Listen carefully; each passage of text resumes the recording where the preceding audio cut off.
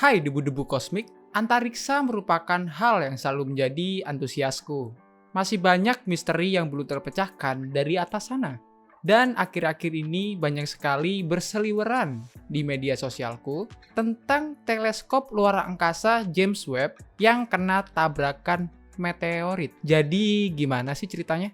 Selamat datang di segmen Kulon, kuliah online.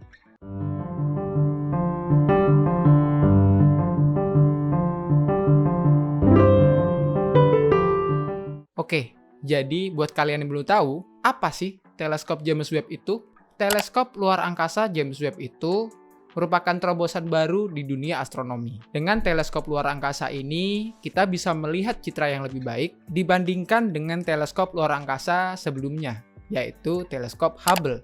Menurut BBC News, teleskop luar angkasa James Webb terkena meteorit kecil pada bagian segmen cermin C3. Salah satu dari 18 ubin emas berilium yang membentuk reflektor utama teleskop.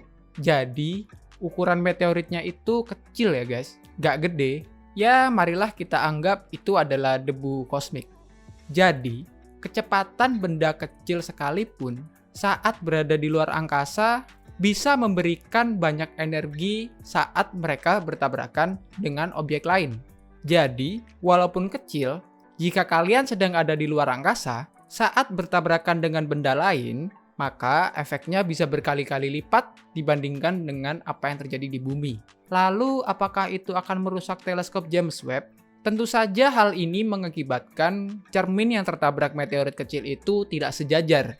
Dan hal ini mengganggu kinerja dari teleskop luar angkasa James Webb, walaupun tidak besar. Apa saja sih yang bisa membahayakan teleskop luar angkasa James Webb?